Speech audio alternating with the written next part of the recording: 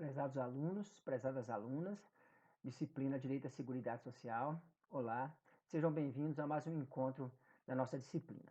Hoje nós faremos uma aula gravada um pouco maior, nós vamos tratar de 3 assuntos introdutórios ao semestre, que são muito relevantes. Nós vamos traçar uma noção preliminar do que é Seguridade Social, depois nós vamos analisar alguns números da Seguridade Social, no Brasil e no mundo, mostrando a relevância desse tema. Seguridade social é tratada no mundo todo e no Brasil. Então nós vamos analisar alguns números para mostrar a relevância desse estudo. E depois vamos falar sobre a evolução da Seguridade Social, da história da Seguridade Social. Então esses 3 pontos serão abordados hoje, de forma introdutória, e serão desenvolvidos no transcorrer do semestre. Sejam bem-vindos, é um prazer encontrar com vocês mais uma vez. Primeiro, uma noção preliminar do que é Seguridade Social.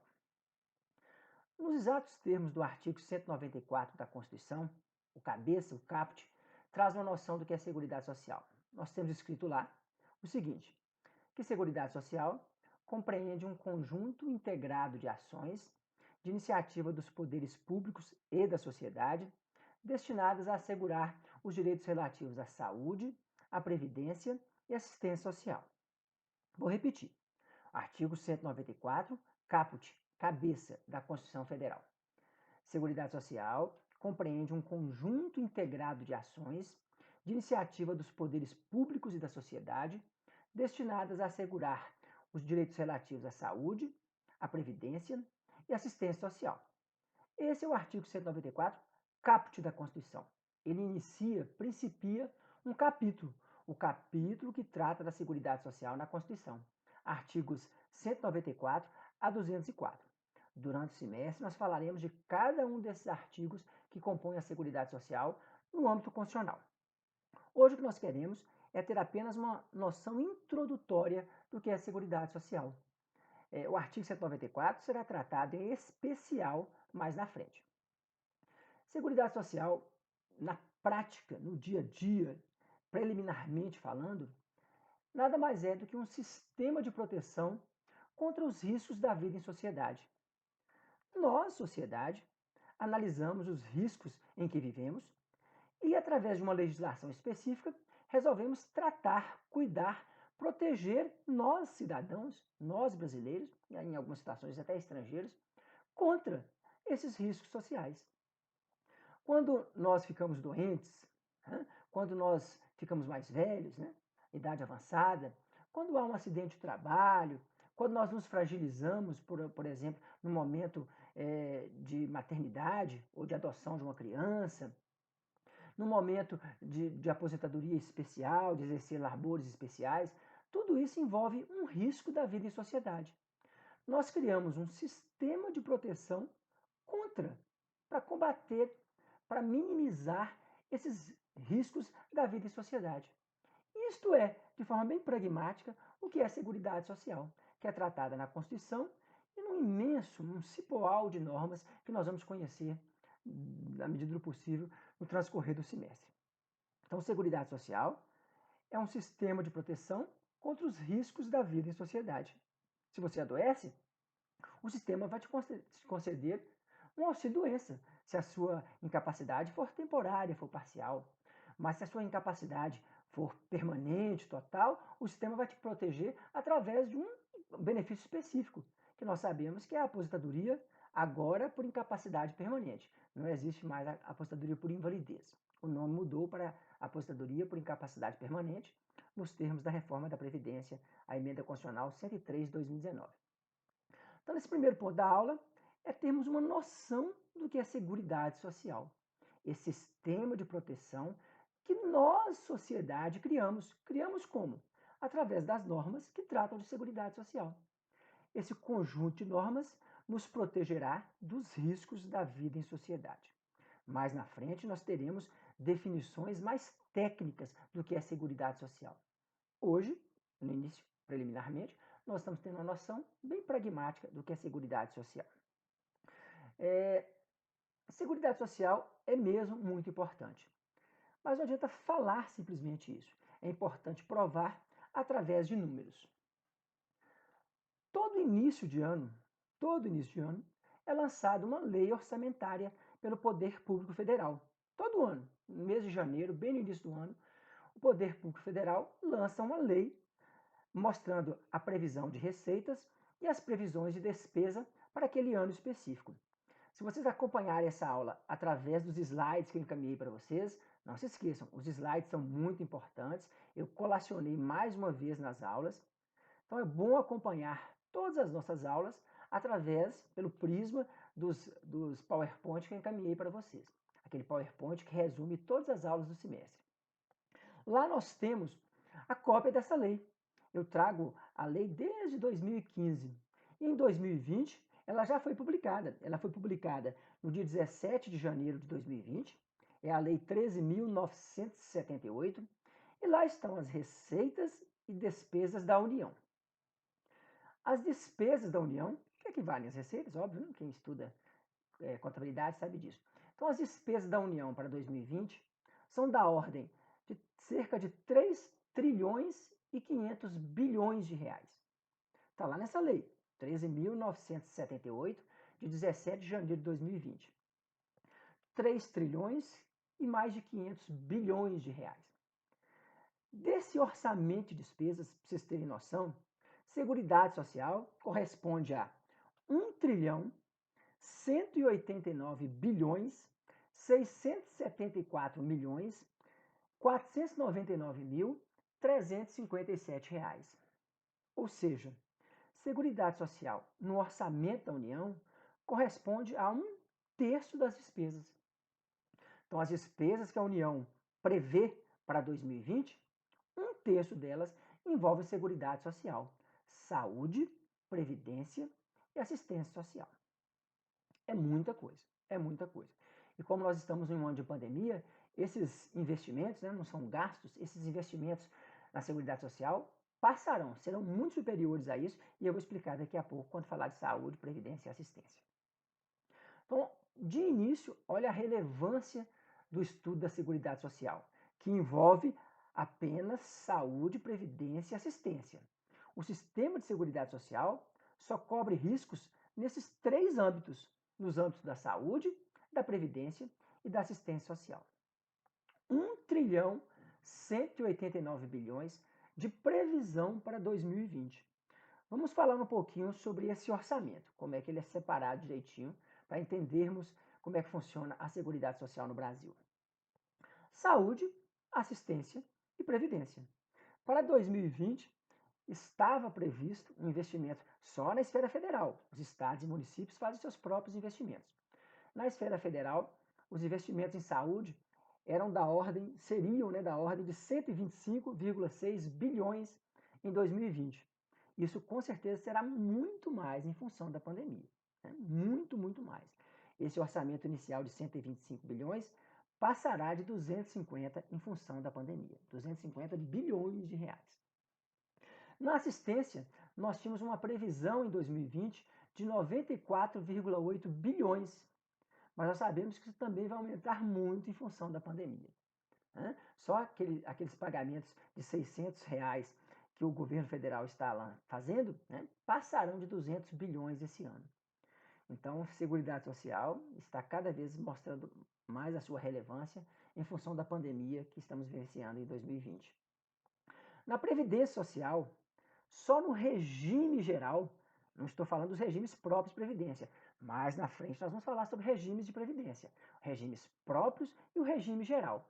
O regime geral atende, em regra, os trabalhadores da iniciativa privada. E os regimes próprios atendem os servidores públicos.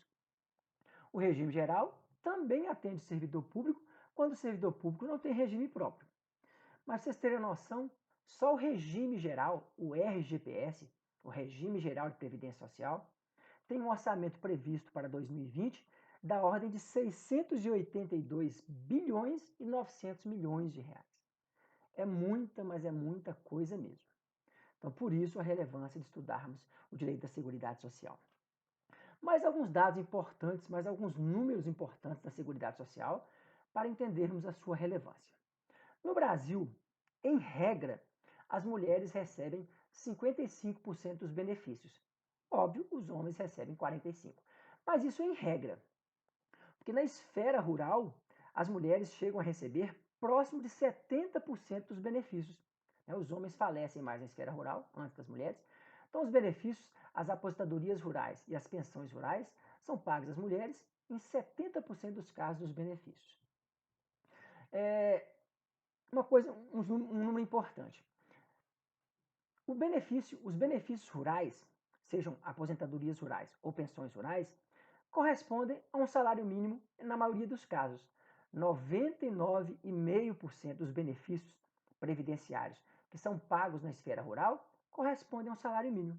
Apenas 0,5% é acima de um salário mínimo. Na esfera urbana é um pouco diferente. Dos 100% dos benefícios pagos na esfera urbana, 38,3% é até um salário mínimo. Então, dos 100%, 38,3% é até um salário mínimo. Desses 100%, incluindo os 38%, claro, né? 97,5% dos pagamentos é até 5 salários mínimos. Significa que na Previdência Social Urbana, apenas 2,5% dos benefícios são acima de 5 salários mínimos. 38,3% até um salário mínimo, incluindo esses 38, 97,5% até 5 salários mínimos e apenas 2,5% recebem acima de 5 salários mínimos. Isso na esfera urbana, que na esfera rural os benefícios correspondem, em regra, a um salário mínimo. Dos benefícios pagos, e são muitos, auxílio-doença, auxílio-acidente, aposentadoria especial, aposentadoria por idade, aposentadoria por tempo de contribuição já não existe mais desde 13 de novembro de 2019, né? Aposentadoria por tempo de contribuição pura, aposentadoria para professores, salário família, salário maternidade e muitos outros benefícios são pagos pelo regime previdenciário. Mas hoje o benefício mais pago é disparado o auxílio-doença. Nós estamos nos aproximando de 50% dos pagamentos do auxílio-doença. Então, de todos os benefícios que são pagos pelo sistema de previdência no Brasil, quase metade é o auxílio-doença. O Brasil paga mesmo muito auxílio-doença. É o país no mundo que mais paga auxílio-doença. E mais na frente nós vamos falar os motivos para isso acontecer. O sistema de previdência no Brasil soma cerca de 390 mil novos benefícios todo mês. Claro que outros são cessados, mas novos benefícios, todo mês, cerca de 390 mil novos benefícios são concedidos. Os pagamentos mensais por parte do sistema de previdência alcançam mais ou menos 50 bilhões de reais todo mês. Todo mês o sistema de previdência no Brasil paga 50 bilhões de reais, mais ou menos 50 bilhões de reais, aos beneficiários da Previdência, né, segurados e dependentes. Tem um dado que é realmente complicado, foi até um dos motivos da reforma da Previdência. No Brasil, até 2019, apenas 20% dos benefícios eram pagos a pessoas com mais de 60 anos. Isso é preocupante, porque o sistema de Previdência geralmente protege quem tem mais idade. Mas um dos motivos eu terminei de explicar, né? Nós pagamos muito auxílio-doença. E o auxílio-doença não está vinculado à idade. A pessoa teve algum problema de saúde, recebe o auxílio-doença. Então é um número preocupante. Nós pagamos muitos benefícios ainda a pessoas jovens. Estão tentando mudar isso com a reforma da Previdência. O nosso sistema de Previdência realiza mais de 600 mil perícias por mês. Isso mesmo, o INSS faz mais de 600 mil perícias médicas por mês. Tanto que, mais na frente também eu vou comentar, foi aprovado por lei a possibilidade de perícias médicas serem efetuadas fora do INSS. Isso ainda não foi implantado, mas já foi autorizado por lei. A Lei 13.135 de 2015. Então, mais de 600 mil perícias são feitas todos os meses pelo INSS. No Brasil, a cobertura previdenciária, pessoas que estão inscritas no sistema de previdência, seja no sistema público, seja no regime geral de previdência, cerca de 75% das pessoas no Brasil têm cobertura previdenciária. É pouco, porque o ideal mesmo é que todos estejam vinculados ao sistema de previdência, sejam como segurados, sejam como dependentes. O ideal é que todos estejam no sistema de previdência social. Outro ponto importante desse sistema de seguridade social no Brasil é que ele está caminhando, já está em fase bem avançada, quase terminando, um sistema de virtualização, né? Em breve, todo o sistema de seguridade social será feito através de sistema virtual. Só as perícias, claro, ainda não tem como fazer de forma virtual. Mas concessão, análise, manutenção de benefícios, tudo isso será feito de forma virtual. É a virtualização do sistema de seguridade social no Brasil, que é feito já com vários sistemas. Outro ponto importante que eu quero deixar claro nesse início de estudo é que o nosso sistema de seguridade social tem previsão constitucional. A nossa Constituição trata muito de seguridade social, ela é analítica em matéria de seguridade social. Nenhuma Constituição no mundo trata tanto de seguridade social quanto a nossa. Nós temos um capítulo, que é o capítulo 2º do título 8º, artigos 194 a 204, que tratam de seguridade social. Mas nós temos vários outros artigos na Constituição que também tratam de seguridade social. Então é importante lembrar que quando nós começamos a estudar seguridade social, nós temos que começar pela lei fundante, pela Constituição. Ela é a lei fundamental, ela é o fundamento de validade de todo o sistema de seguridade social brasileiro. Tudo isso será tratado de forma mais profunda no transcorrer do semestre em outras aulas, que já estão até gravadas, que eu vou atualizando no transcorrer do semestre. Então acompanhe, que hoje é apenas uma introdução para o que nós vamos dissecar no transcorrer do semestre. Nós vamos falar agora um pouco, depois da análise desses números da Seguridade Social, que estão lá naquele slide que eu encaminhei para vocês, lá naquele conjunto de slides de PowerPoint que eu já encaminhei. Então, o que eu estou falando aqui está lá naquele slide. Então, quando vocês escutarem a aula, né, assistirem a aula, assistam lembrando do que está nos slides. Agora nós vamos falar um pouco, em sequência, já que conhecemos preliminarmente o que é Seguridade Social e vimos os números da Seguridade Social, vamos agora falar um pouco sobre a história da Seguridade Social, sobre a evolução da Seguridade Social. É importante porque para entender a Seguridade Social, como está posta, como está positivada hoje, nós temos que fazer uma regressão para entender de onde veio essa história toda da Seguridade Social. Ok? Um pouco só de Seguridade Social, de história da Seguridade Social, de evolução da Seguridade Social. Nós vamos falar um pouco no mundo, da história da Seguridade Social no mundo, e um pouco da história da Seguridade Social no Brasil. No mundo, nós sempre tivemos Seguridade Social. Por quê? Quando nós começamos a viver, né, viver em sociedade, quando o homem começou a viver em sociedade, nos primórdios, os riscos sociais começaram a aparecer. Então a preocupação de proteção contra esses riscos sociais sempre existiu, desde quando o homem começou a viver em cavernas e viver em conjunto. A vida em sociedade gera riscos, desde que nós temos esses riscos sociais, nós temos preocupação com a cobertura. Ou seja, temos preocupação com a cobertura de riscos no âmbito da Seguridade Social. Lembrando que Seguridade Social é um gênero que abarca 3 espécies: saúde, previdência e assistência social, nos termos do artigo 194 da Constituição, que já falamos. Então, na antiguidade, nós tínhamos Seguridade Social, preocupação com proteção contra os riscos da vida em sociedade. Na Idade Antiga, na Idade Média, na Roma Antiga, na Grécia Antiga, na Idade Média, nós tínhamos corporações de ofício que tinham benefícios previdenciários, né, muito parecido com o que temos hoje. Então, desde sempre, nós tivemos preocupação com mutualismo, preocupação com proteção recíproca. Fazermos grupos e esses grupos criarem sistemas de proteção social. Isso sempre existiu. Um exemplo importante disso, a Revolução Industrial, lá nos idos de 1600. Inclusive, em 1601, foi aprovada uma lei importantíssima, a Poor Law, a Lei dos Pobres, preocupação com a Seguridade Social, lá na Inglaterra.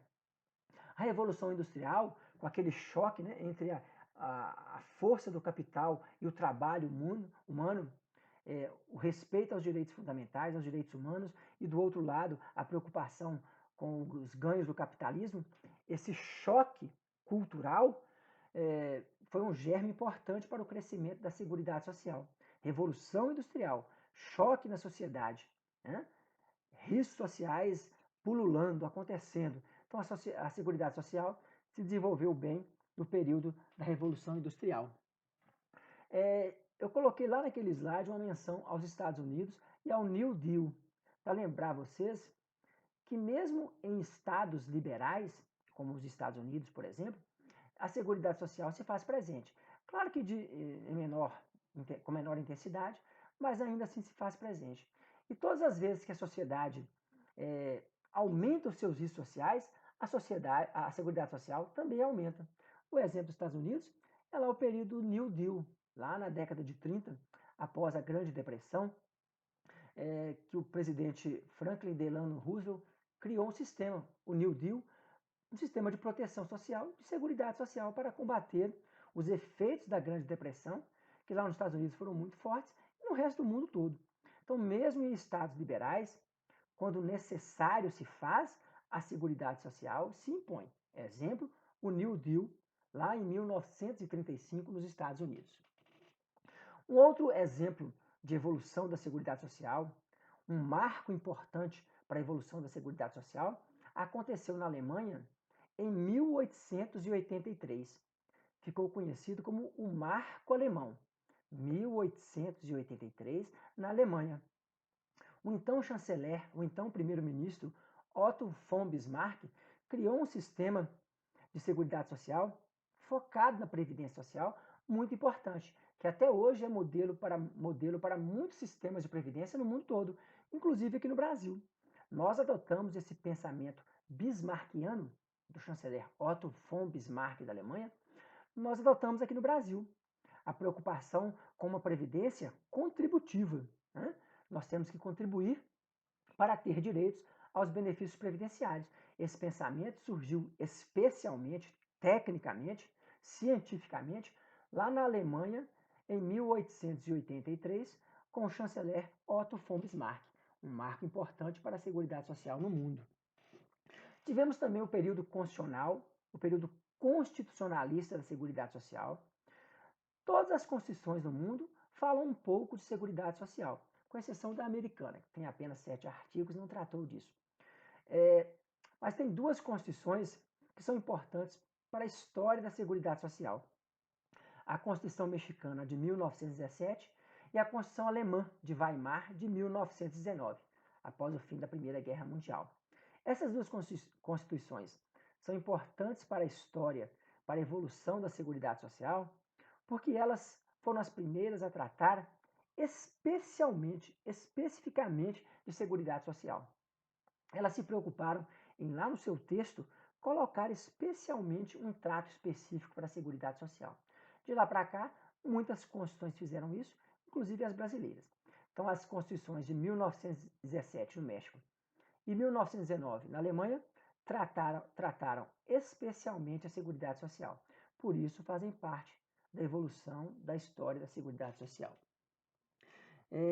E por fim, nessa evolução da Seguridade Social no mundo, eu cito na Inglaterra de 1941, em plena Segunda Guerra Mundial, um lord, um senador da Inglaterra, resolveu apresentar um projeto de lei que foi aprovado, o Plano Beveridge, que era o nome desse lord, desse senador.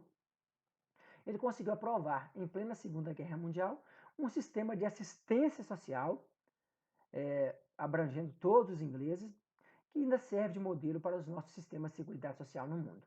Então, lá em 1941, na Inglaterra, o Lord Beveridge lançou o sistema beverediano de seguridade social, que o Brasil adota quando nós falamos em saúde e em assistência social.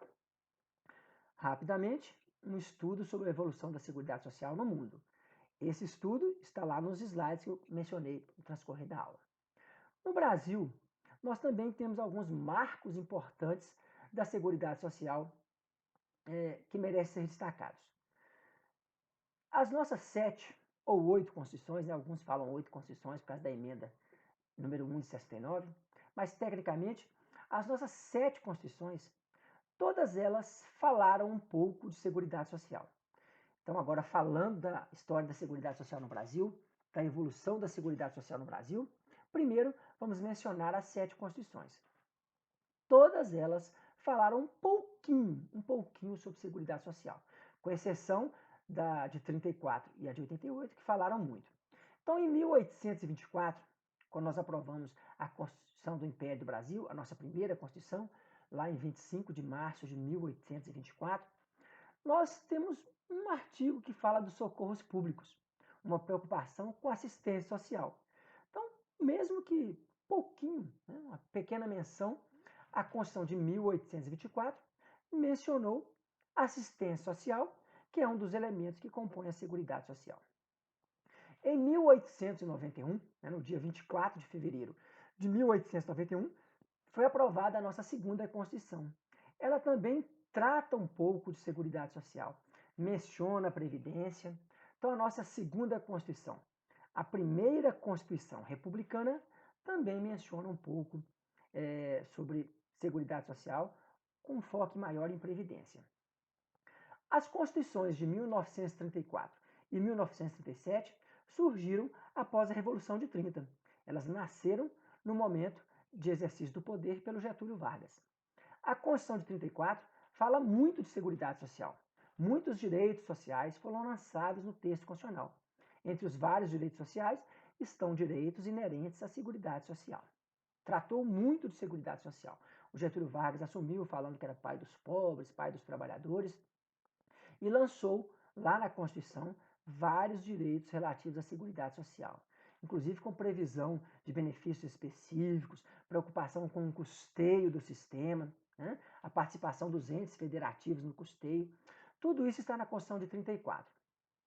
Quando Getúlio, após o golpe do Estado Novo, outorga a Constituição de 1937, há uma regressão social nos direitos. Né? Getúlio centralizou muito o poder e acabou restringindo alguns direitos. Mas a Constituição de 37, apelidada Constituição Polaca, também traz direitos sociais. Após o período de Getúlio Vargas e após o fim da Segunda Guerra Mundial, muitas novas constituições surgiram no mundo todo. E aqui no Brasil também surgiu a Constituição de 46.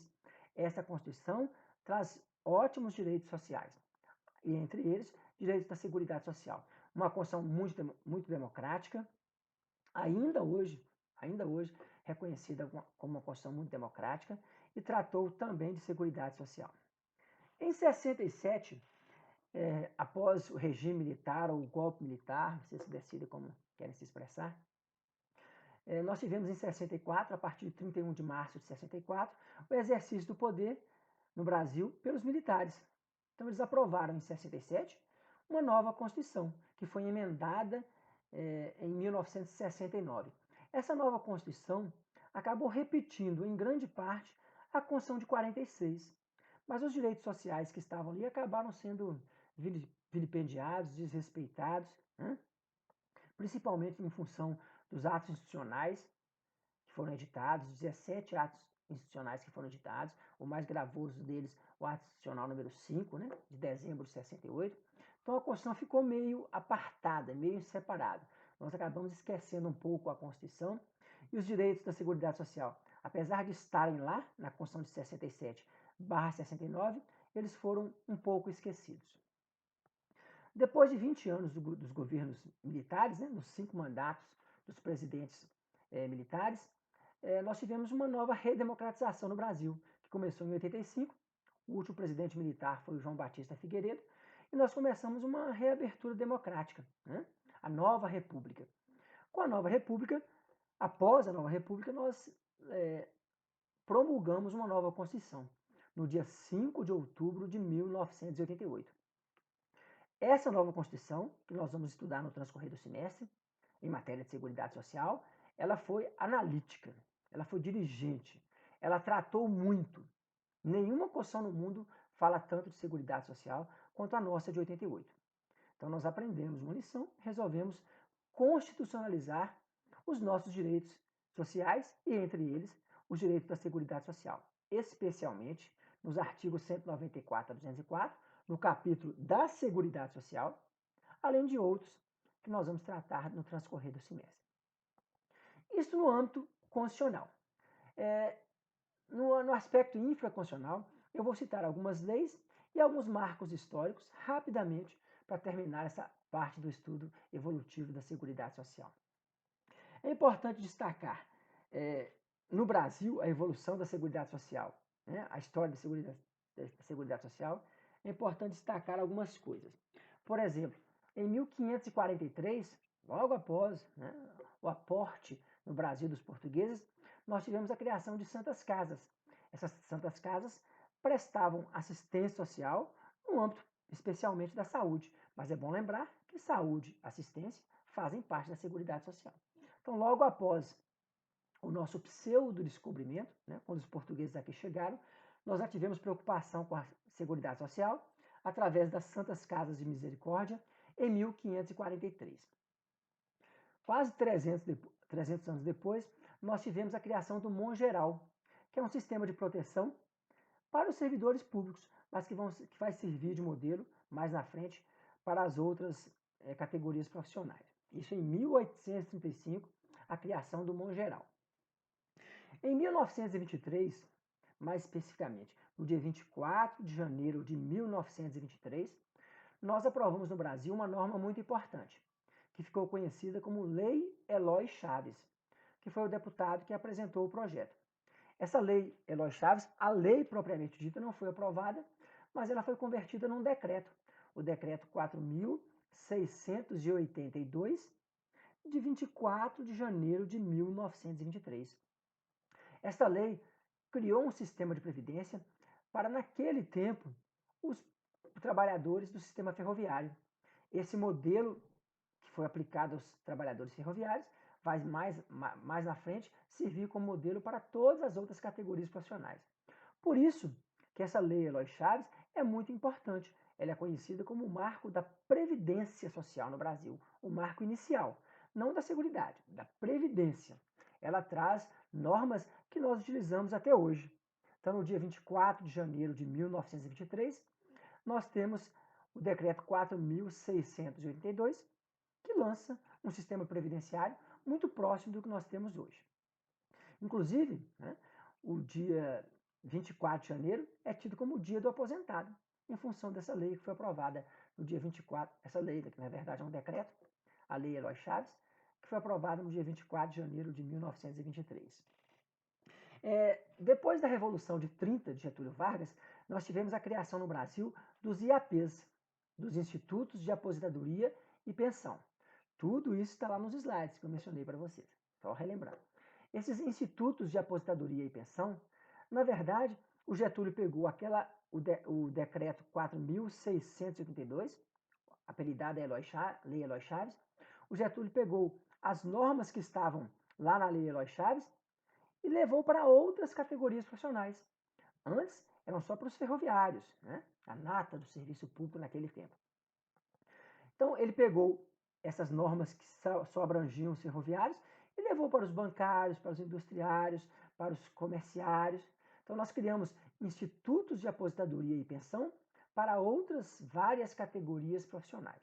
Isso também foi importante para a evolução, para a história da Seguridade Social no Brasil. Em 1960, nós unificamos a legislação, então as leis que tratavam de cada um desses IAPs, que foram criados em 30 por Getúlio, foram unificados em uma única legislação, que foi a LOPS, a Lei Orgânica da Previdência Social, que foi aprovada lá em 1960, a Lei 3.807 de 1960. Esta lei, Lei Orgânica da Previdência Social, unificou os sistemas, a legislação dos sistemas previdenciários no Brasil. Em 66, outro momento histórico importante para a Seguridade Social brasileira, que nós criamos o famoso INPS, não o INSS, que é hoje, o antigo INPS, Instituto Nacional de Previdência Social. Ele foi criado em 1966. Em 1977, nós criamos o SIMPAS, o Sistema Nacional de Previdência e Assistência Social, com 7 órgãos, Central de Medicamentos, IAPAS, INPS continuou. São 7 outros sistemas que compõem esse SIMPAS, o Sistema Nacional de Previdência e Assistência Social, se preocupando com assistência social, com saúde, com previdência e com assistência.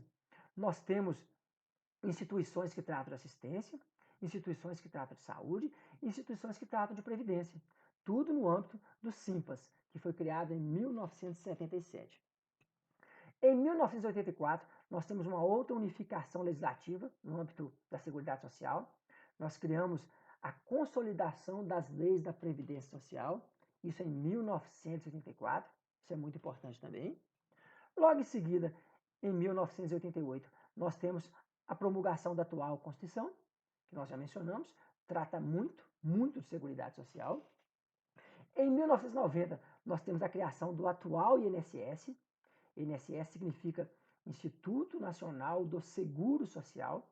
A Lei 8.029 de 1990 criou o atual sistema de Previdência Social, o nosso INSS, uma autarquia federal especializada.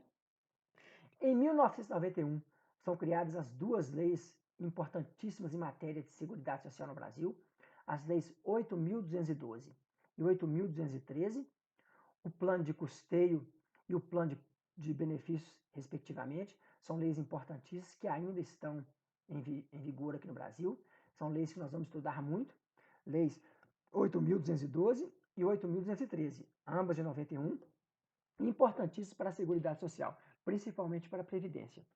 Em 1999, nós temos a aprovação do decreto 3.048, de 99, né, lá no governo do antigo presidente Fernando Henrique Cardoso.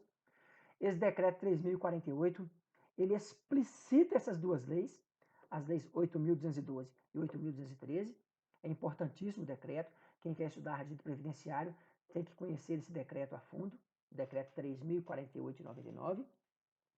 E, por fim, nós temos em 2007 a criação da Super-Receita. O que isso tem a ver com Seguridade Social? A Lei 13.457 de 2007.